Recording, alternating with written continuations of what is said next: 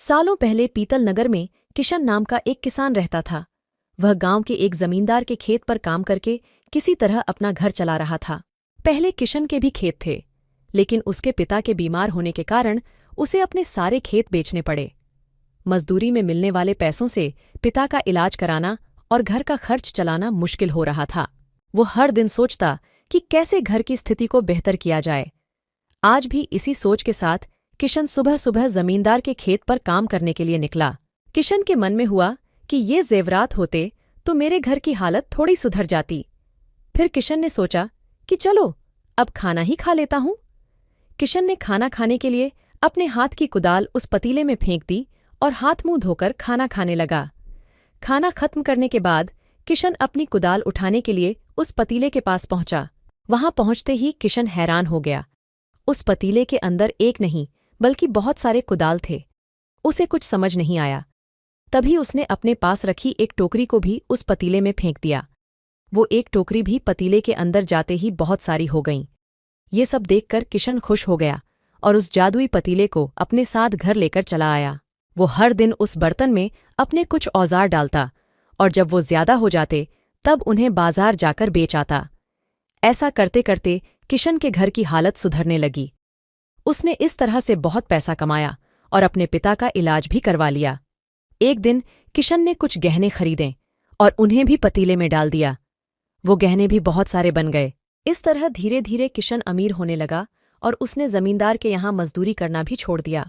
किशन को अमीर होते देख जमींदार मोहन को किशन पर शक हुआ। वो सीधे किशन के घर पहुंचा। वहां जाकर उसे जादुई पतीले के बारे में पता चला। उसने किशन से पूछा, तुमने यह पतीला कब और किसके घर से चुराया? डरी हुई आवाज में किशन बोला, साहब, ये पतीला मुझे खेत में खुदाई के समय मिला था। मैंने किसी के घर चोरी नहीं की है।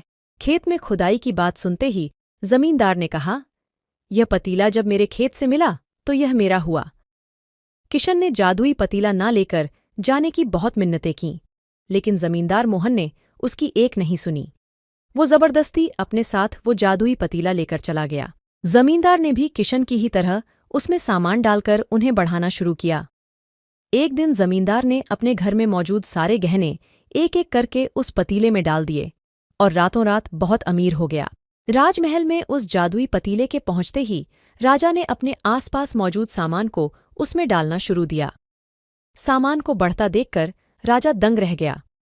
होते होते आखिर में राजा खुद उस पतीले के अंदर चला गया। देखते ही देखते उस पतीले से बहुत सारे राजा निकल आए। पतीले से निकला हर राजा बोलता, मैं पीतल नगर का असली राजा हूं, तुम्हें तो इस जादुई पतीले ने बनाया है। ऐसा होते होते सारे राजा आपस में लड़ने लगे और लड़कर मर गए। लड़ाई के दौरान वो जादुई पतीला भी टूट गया। जादुई पतीले के कारण राजमहल में हुई इस भयानक लड़ाई के बारे में नगर में सबको पता चल गया।